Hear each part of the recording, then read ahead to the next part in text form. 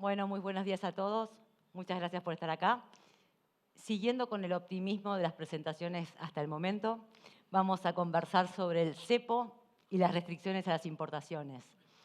Y qué es lo que podemos esperar que suceda a partir a partir de diciembre, cuando asuma el nuevo gobierno. Esta es una de las consultas más recurrentes que recibimos, junto con otra, que es qué va a pasar con el dólar de acá a diciembre y a partir de diciembre. Hay muchas dudas sobre todas las cosas que puedan pasar, no hay ninguna certidumbre, pero sí hay dos cosas que están muy claras. Que el tipo de cambio va a sufrir una nueva corrección, como conversó Fede Semeniuk, que luego de la devaluación que ocurrió después de las PASO y el congelamiento del tipo de cambio que se fijó hasta fines de octubre, si las cosas salen después como espera el gobierno, se retomaría un sendero de crawling peg y el salto discreto del tipo de cambio podría producirse en diciembre o enero. Los riesgos son muy altos, habrá que ver cuál es la dinámica después de las elecciones, de los resultados de las elecciones de octubre y eventualmente después de un balotaje. Y la segunda respuesta es que no habrá liberación inmediata y total del cepo en diciembre. Eso es algo que ya se sabe y que la mayoría de los candidatos ya están reconociendo. El nuevo gobierno, cualquiera sea su signo político, podrá implementar algunos relajamientos puntuales, pero no va a poder liberar en forma total las restricciones sobre el mercado cambiario y sobre las importaciones. Esto va a depender, como mencionó Fede Semeniuk en su presentación, los riesgos de espiralización van a ser muy altos y eso va a requerir de gradualismo en lo cambiario con la contracara de un shock en lo fiscal. Ahora bien, el cepo sabemos que abarca muchas operaciones, muchas actividades. En esta presentación nos vamos a concentrar básicamente en los que afectan en forma directa a las importaciones. ¿Y cuál es la situación hoy? Bueno, estamos sin duda en presencia del cepo a las importaciones más amplio y más profundo de las últimas décadas.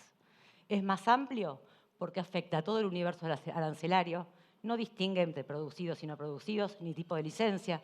Ustedes saben que detrás de la CIRA cada producto tiene asignada una licencia de importación, pero que en la práctica resulta totalmente irrelevante.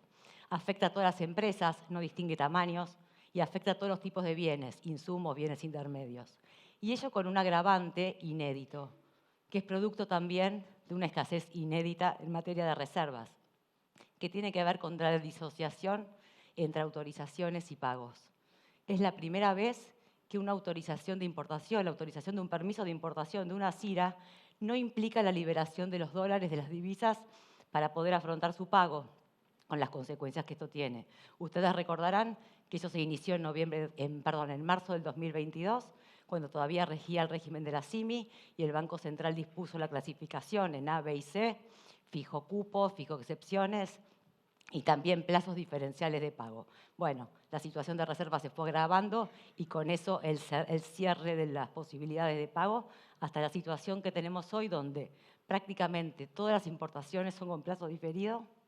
Desde julio se observa un diferimiento sucesivo de los pagos y muchas CIRAs hoy no tienen ni siquiera fecha cierta de pago. Hoy hay mucha mercadería que ya fue nacionalizada, que fue vendida y que todavía no se sabe cuándo se va a poder pagar.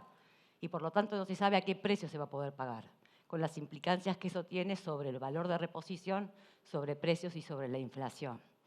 Y a ello le sumamos los bloqueos que en forma intermitente, seguramente yo veo que todos me hacen así, los bloqueos que en forma intermitente la AFIP impone vía el CEF, esta capacidad económica financiera que tiene una fórmula secreta, pero que de repente alguno se amanece y se entera que su capacidad se redujo a $1 sin mayores explicaciones. Bueno, en todo este contexto, en este combo, en números, ¿dónde estamos hoy?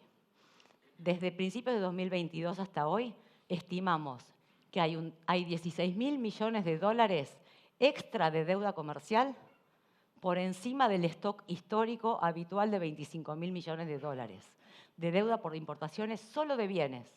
Acá no estamos contabilizando CIRASES, dividendos, royalties, nada, solo importaciones de bienes. Cuando miramos la evolución de las importaciones, los datos del INDEC, sin embargo, a pesar de las restricciones, vemos que los primeros 7 meses del año cayeron solo, podríamos decir, un 3,5%.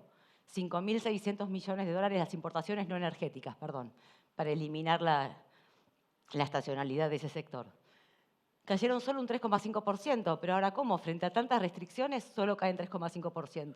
Sabemos que el dato de agosto posiblemente de que esta caída se haya profundizado, pero no cambia las conclusiones. ¿Cómo puede ser esto? ¿Cómo se explica este bajo impacto sobre las importaciones? Bueno, desde el punto de vista del gobierno, en un año electoral, la autorización de CIRAS le posibilitó el ingreso de mercadería para sostener el nivel de actividad durante los primeros 6 meses del año. Ustedes saben que los datos del EMAE, en forma agregada para el primer semestre, da una caída del 1,9%, pero que sin embargo eso estuvo muy influido por el desempeño del agro. Si uno excluye al agro de esa estimación, la actividad creció en un 1,6%. ¿Esto fue a costa de qué? A costa de menores reservas, a costa de mayor utilización de yuanes, sobre todo a partir de mitad de año. La búsqueda de fuentes alternativas de financiamiento, como fueron el Fondo Catarí, por ejemplo, y sobre todo a partir de la acumulación de deuda comercial que vimos hasta recién, en un contexto de una sequía histórica que todos ya sabemos y que se estima que está costando al país 20.000 millones de dólares en exportaciones del agro. Esto le permitió de alguna manera al gobierno ir ganando tiempo a la espera de que se concreten determinados eventos en los que había depositado alguna expectativa de alivio, como ser el acuerdo con el fondo en su momento y los consiguientes desembolsos, los resultados de las PASO, ahora el resultado de las elecciones generales. En definitiva, patear el problema a la espera de un cambio favorable en las expectativas que nunca llegó. Y dada la magnitud de los desequilibrios que se acumularon hasta ahora, difícilmente vayan a llegar.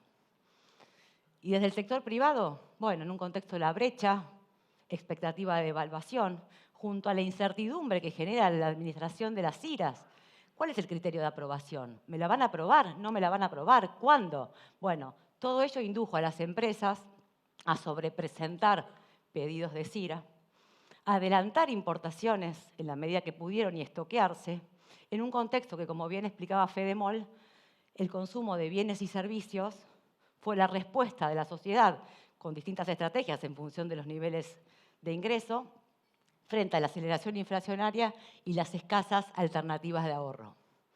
Y acá quiero decir otra cosa. En un contexto en donde las reglas de juego son tan poco claras y hay tanta incertidumbre, el resultado de cada una de ustedes también estuvo en buena medida determinado por la estrategia que adoptaron, por las acciones que generaron en materia de reclamos a través de cámaras empresarias, de representaciones diplomáticas, incluso de sindicatos, pero también fundamentalmente las acciones que pudieron llevar a cabo en forma directa para visibilizar sus problemáticas y poner sus reclamos sobre la mesa.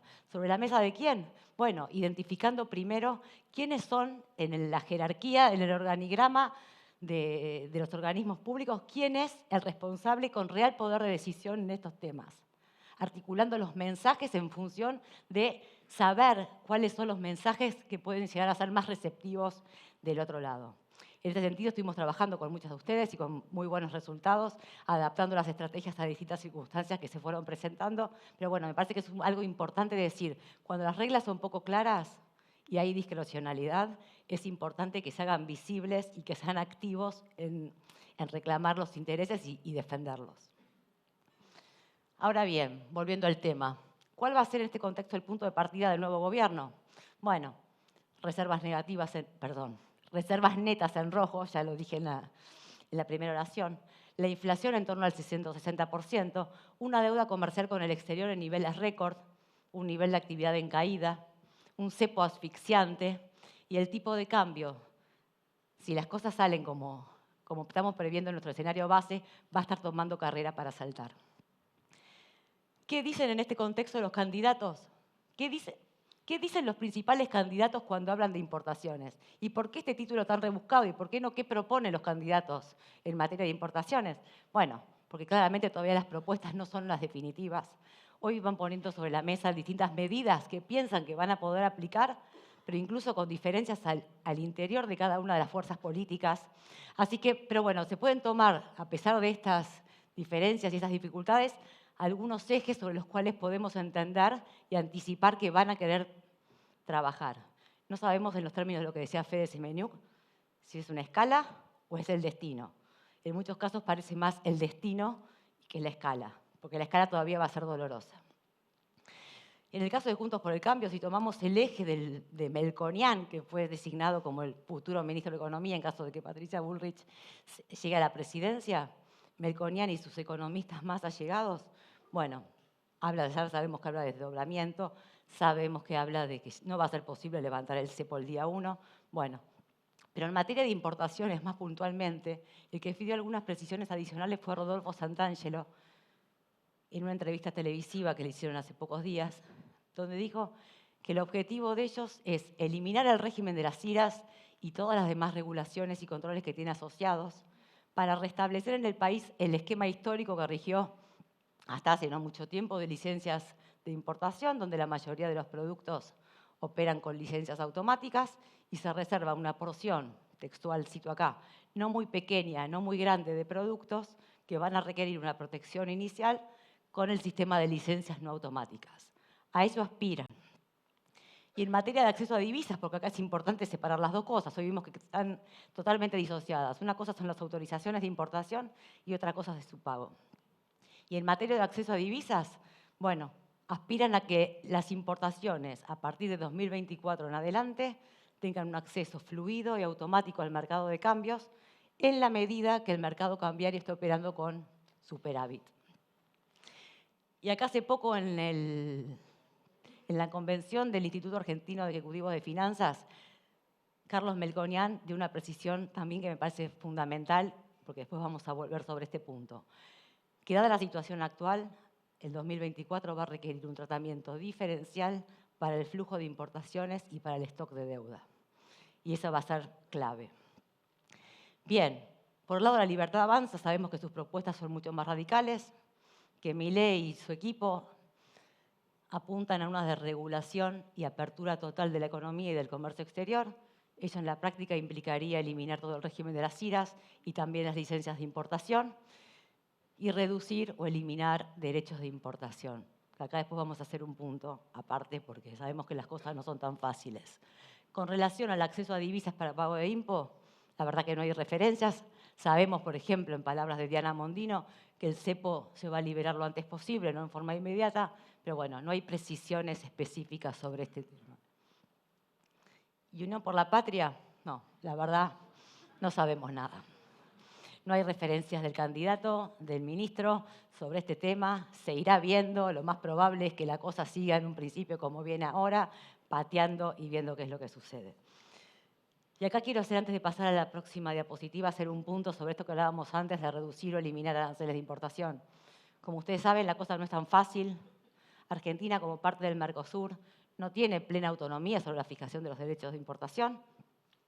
El Mercosur es una unión aduanera, sabemos que muy imperfecta, pero unión aduanera fin, donde rige el comercio intrazona con arancel cero, el comercio intrazona es libre, y tiene una política común frente a terceros. Ello implica las negociaciones internacionales se hacen en bloque, gran tema para Uruguay, que siempre está luchando por poder negociar en un 1 a 1 con terceros, se negocia en bloque con terceros y además una política común en materia de aranceles.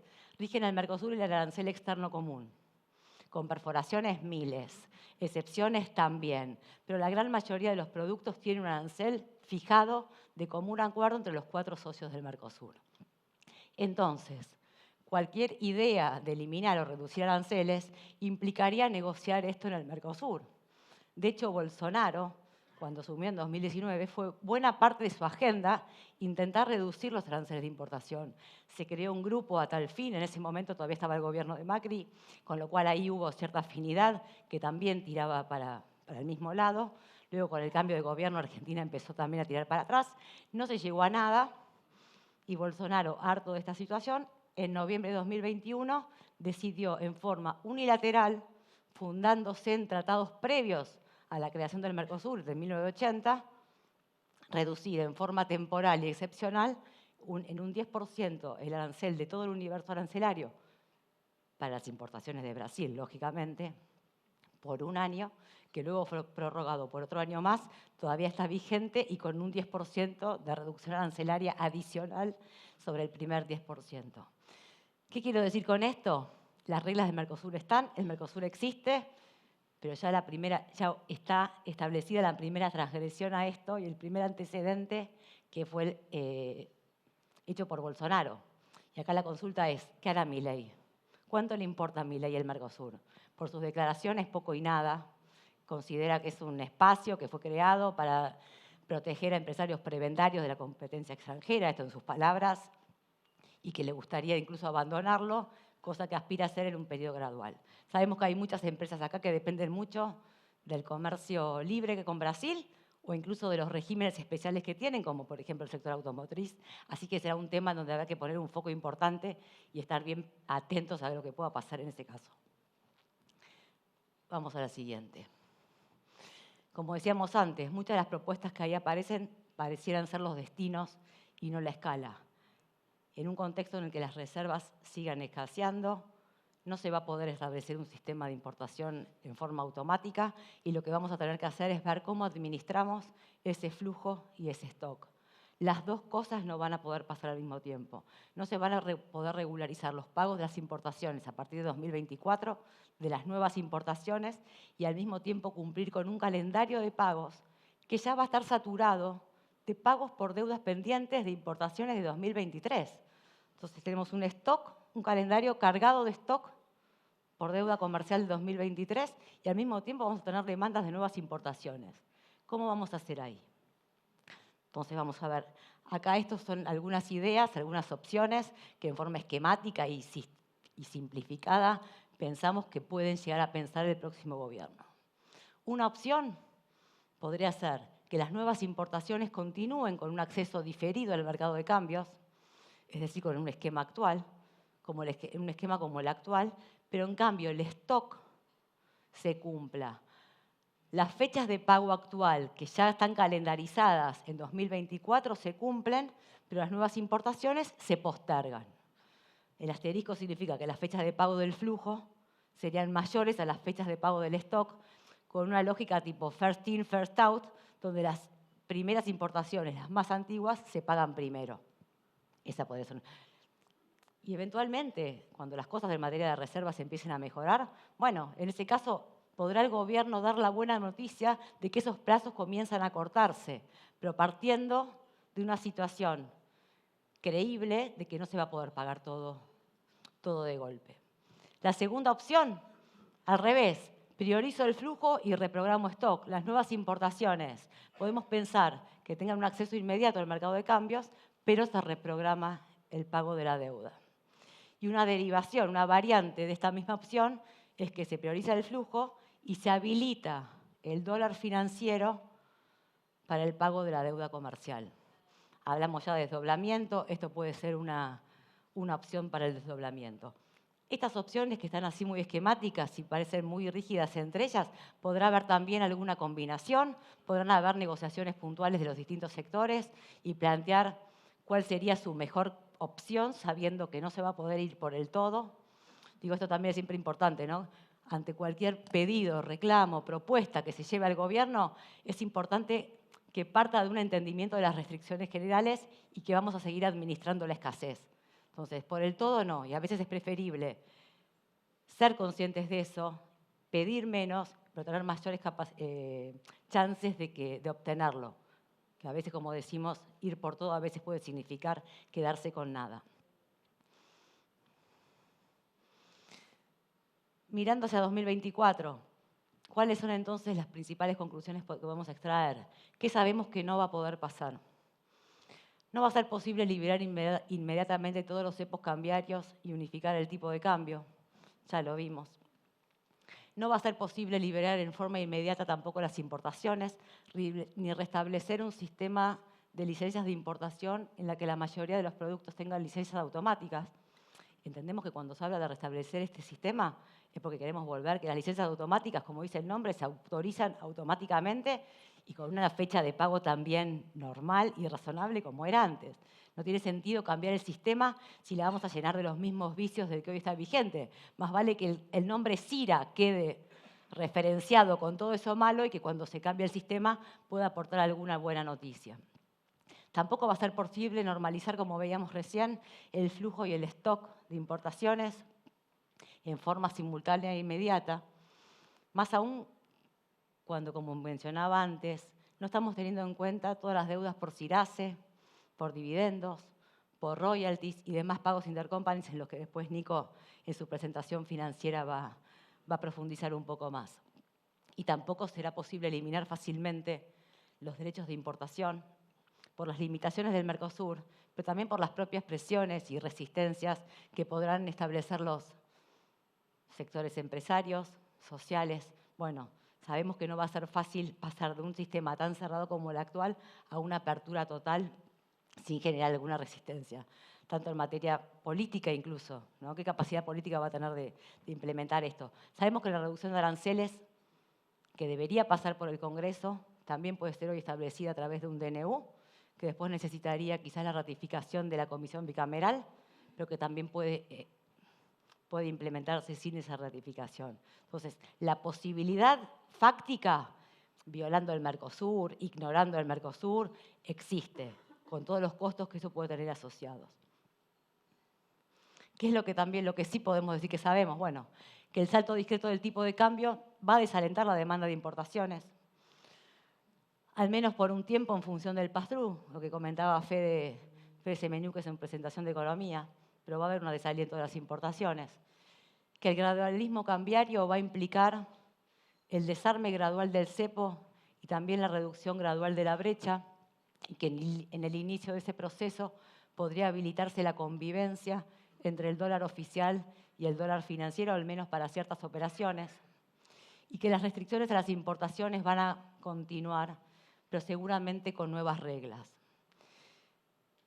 Y después de esto es que quiero darles ahora sí una última recomendación, como hablábamos antes, las claves para enfrentar este nuevo escenario. Va a ser muy importante, la incertidumbre va a continuar.